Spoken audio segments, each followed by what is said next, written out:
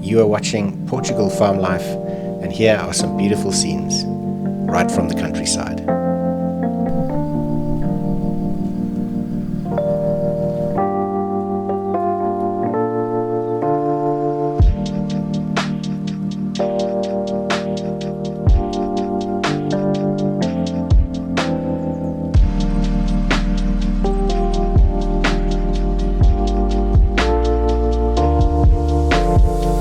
Spring is here, and you can see it everywhere. Beautiful wildflowers surrounding our farmhouse as far as the eye can see.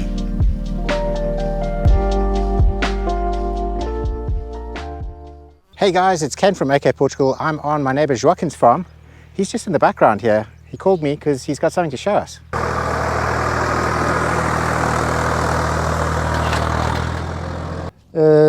Joaquim pensou em modificar uma charrua para trator pequeno para tirar maior rendimento, e a invenção está a dar resultado, está trabalho ótimo. Estou a fazer experiência com discos pequenos, gasto, mas vou meter discos novos, mais 50, 52. Estes têm 20 e pouco, 25, vou pôr 50 de 52, para tirar mais rendimento. É um Mercedes.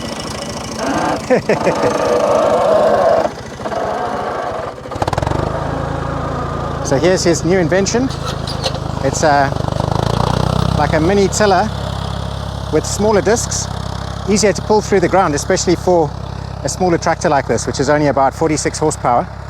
And as you can see, it's doing quite a good job of tilling up all of the soil. Joaquim does have a whole bunch of other sort of implements. He does have other tractors. As we can see, this one over here is a disc, another disc harrow. As you can see, it's got slightly bigger discs, but you've got 2 rows of those. That's obviously going to be much harder to pull through the soil. And I'm guessing this one over here is maybe some kind of an expansion, or possibly this is where he got those discs from when he built that tool over there. So it's the beginning of spring, and it's basically been raining the whole time. I don't know if you caught my last vlog, and we were kind of moaning about all of the rain. And yes, we know the rain is good, and we know that the rain is helpful, but unfortunately it was getting us down. But now we've had some sun for the last 2 days, which has been really, really nice. And I think tomorrow they're saying that we're going to get that Sahara dust back again. So basically we get storms or dust clouds from the Sahara Desert that blow over the Mediterranean, and they basically make the sky go sort of orange, which is not so great. But yeah, it's better than rain. So the reason why Joaquim does this till is he needs to break up all of like the root bundles and everything. So this is basically what's growing at the moment. We've got all sorts of different types of clovers and wildflowers and things like that. And they've obviously got big root bundles. If you were to just sow seeds on the ground straight into this, the birds would just pick them all out and nothing would basically grow. So he basically tills the soil like this. I think he's probably going to take all of this grass over here. This is from his sheep. You know, this is like their bedding material and stuff. And obviously that's full of excrement and things. And I think he's going to spread that all over the fields, and he's going to till that all in so that there's some nice organic matter in here. And then it becomes a really nice planting substrate for seeds. But at the moment, as you can see, it's still quite big and clumpy. But yeah, Joaquim seems really happy with his invention. And as you can see, it seems to be biting through the ground nicely. And look, he even has a little handle that flips it over to the other side and then drops it back in the ground again. Nothing goes to waste with Joaquim. He's quite good at fabricating things, especially metal things. He does a lot of welding. He's made most of his own gates. He fixes all of his own sort of equipment and garden tools and things like that. And yeah, he's a very, very handy dude. It's actually quite cool seeing all of his tools and equipment here. This is basically an agricultural trailer. As you can see, this is like very heavy duty. These things don't even have suspension on them, like no leaf springs or anything. But seriously strong metal thing that can take tons and tons. We've got a trailer for an IBC tank so you can move water around. He uses this mainly for the sheep, like in the summertime. And it's got like a little balloon in there, so it basically refills itself when it runs low. And what's this one? This is just another trailer. This over here is actually quite cool. He uses this normally with the sheep's bedding. So he puts all of the sheep's bedding in here, and that's obviously got sheep poo and sheep wee and everything.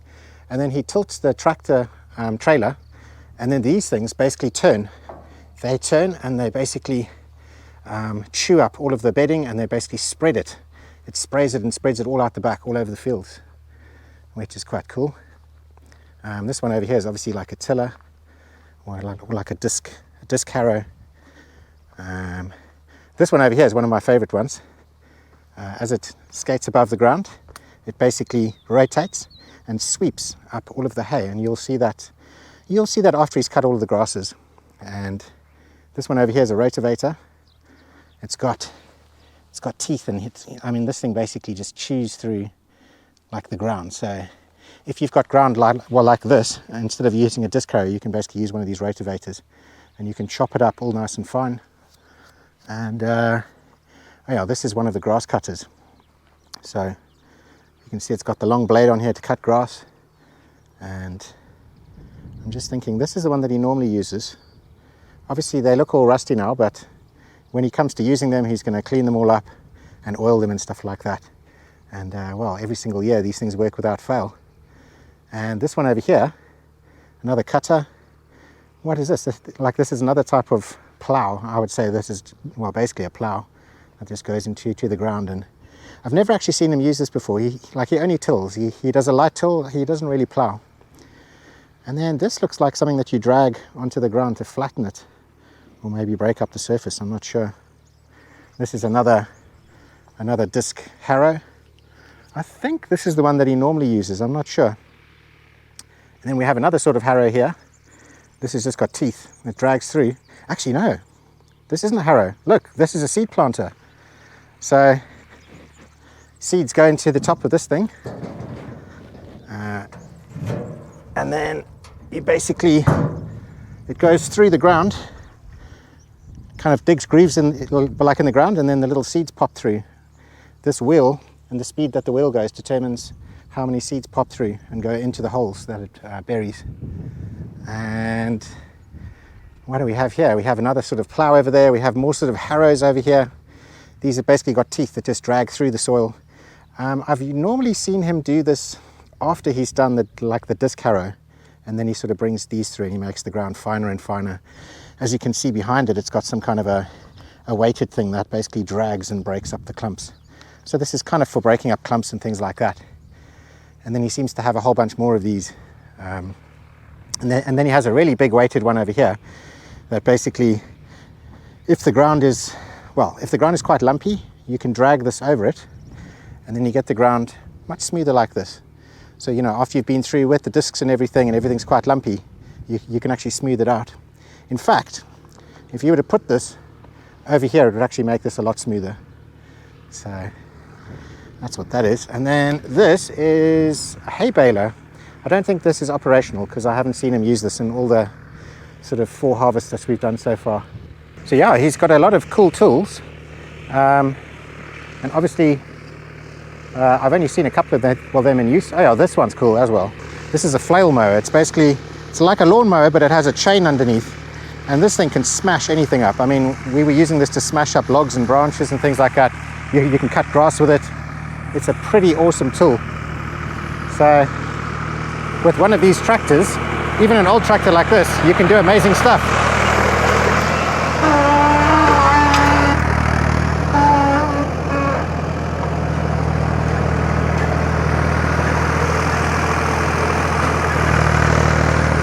Well, Joaquim seems quite happy with this new little invention of his. He often invents things. He's always trying to find new ways of making his life a little bit easier on the farm, you know, so obviously this thing must work quite well because he's taking this instead of one of these bigger disc harrows. I'm guessing that might just be because something like this requires a lot more than 46 horsepower to drag it through the ground when you've got, well, we've had like rain for about a month and the ground is really soft and soggy and stuff like that. And I think if he had a big disc thing like that, it would just be bogging down the tractor. So here we can see it's kind of broken up that top surface a bit and exposed some of the softer stuff underneath.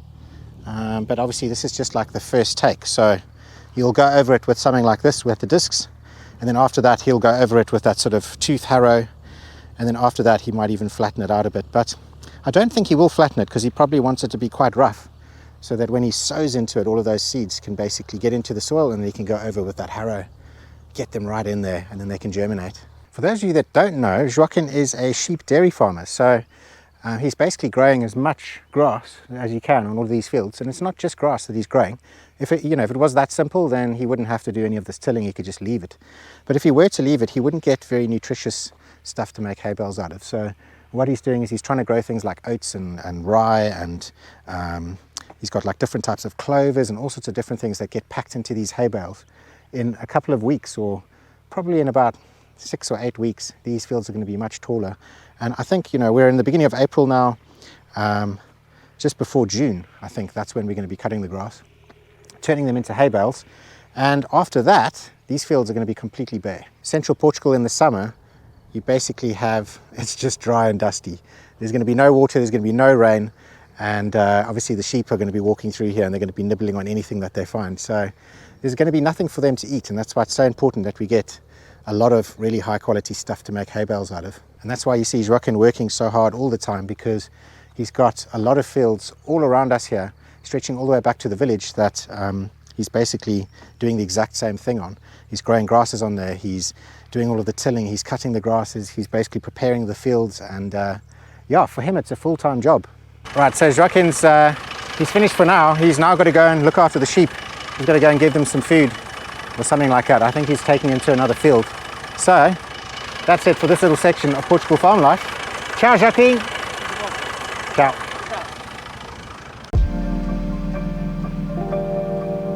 The weather has been fantastic. For the last 2 weeks, we've had temperatures of between 20 to 28 degrees Celsius, blue skies and plenty of sunshine.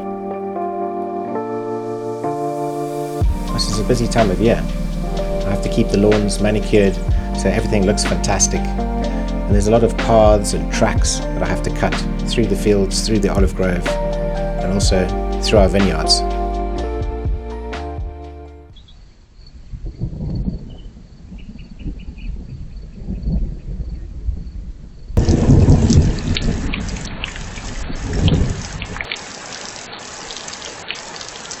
We had some big storms last night, lots of lightning and thunder coming from just over on this side, passed over the farmhouse at about 2 o'clock in the morning, lots and lots of hailstones, and yeah, I had a bit of a restless night, so a little bit sleepy today. But I wanted to show you all of these wildflowers because I don't think they're going to be with us for very much longer, and they're just so beautiful. Look at these cornflowers. I think this is some kind of a bean or pea or something. We've got all these different types of grains. It's just looking so magnificent. We've got around 3 hectares of all of this stuff growing. Now I normally keep this area all mowed, this olive grove, but this year I decided to let it just grow wild. So in a couple of weeks' time, Joaquim's going to come with his tractor, and he's going to basically cut all of this, and he's going to bundle it up for his sheep. And this is quite a big space, so I thought I'd leave this for his sheep as well. It saves me from having to cut it, and yeah, it's extra food. I think this year we are in for an absolutely bumper olive crop. I mean, look at this. This tree is absolutely covered in little olives. And yeah, these are all going to be developing soon. And it's like this for pretty much most of the trees, apart from the ones that had like a heavy prune at the beginning of the year. But even those ones are also full of olives. So yeah, I think it's going to be like a real bumper olive crop this year. Actually, these are some of the cut ones, and as you can see, they don't really have that much going on. Although, no, look, they've actually still on the old branches. So yeah, it looks like we're going to be busy this olive harvest. So I noticed that Joaquim actually started cutting some of the grass on some of the fields. He's, as I said earlier, he's doing fields sort of all the way from here, all the way back down to where the village is over there, which is about 1.5 kilometers, or yeah, about 1.5 kilometers.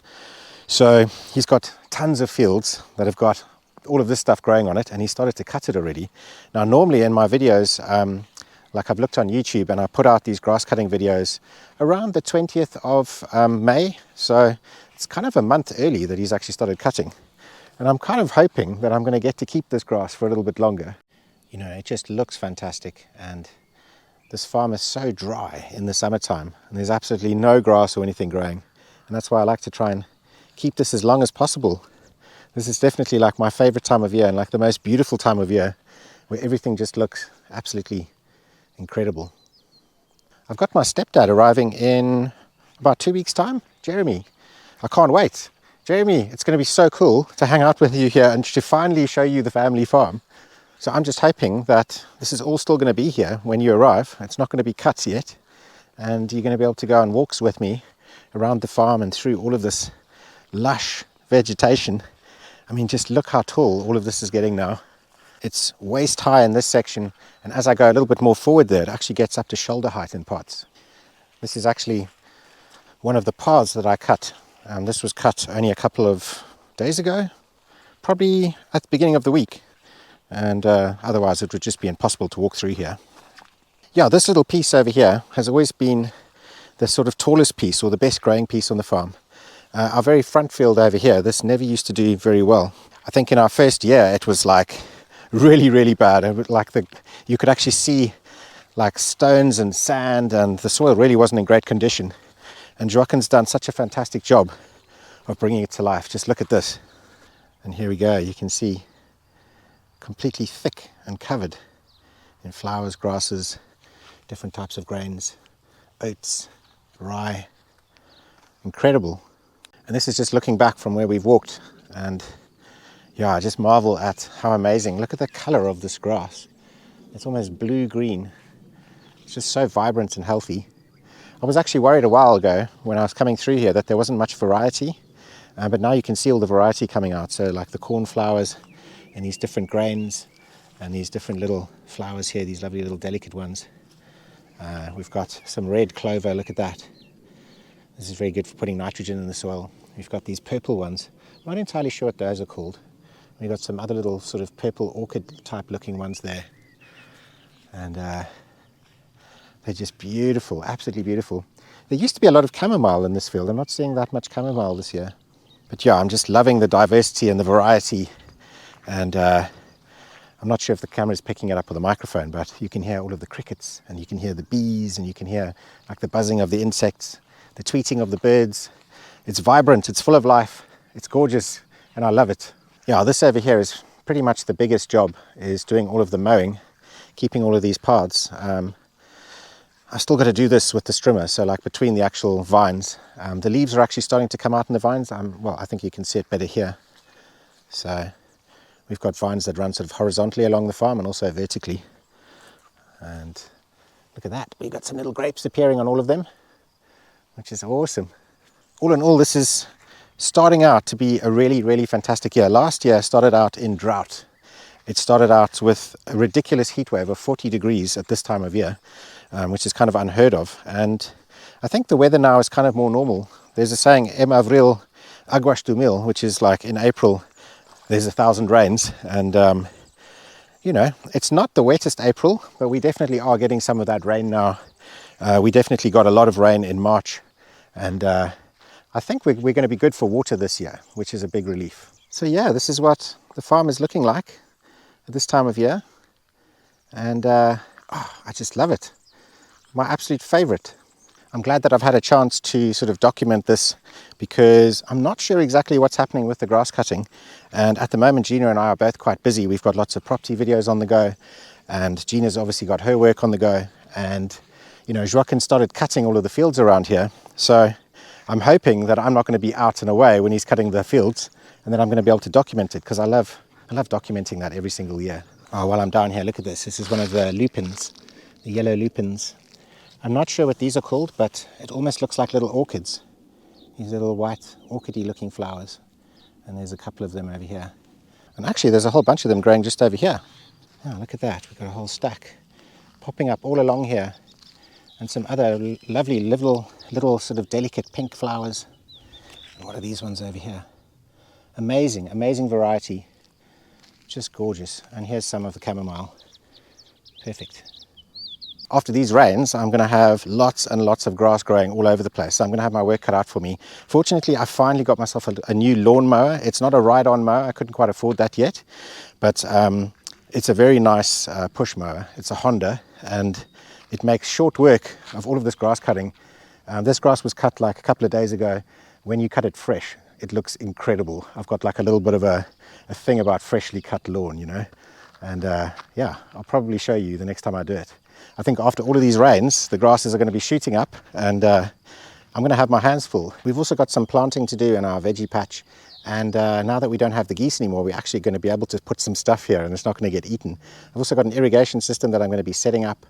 And yeah, that's something I'm probably going to be doing in next week's video. I also haven't taken you to see that bottom field over there. That field is absolutely ridiculous. But I think I'm going to do all of that in next week's video. So yeah, thank you for watching. And it's been a bit of a varied video this week. I mean, let us know what you think in the comments below. It's always a pleasure filming and seeing Joaquim in action. I'm sure you guys have enjoyed that too. And yeah, we'll see you next week for the next one. All the best. Ciao.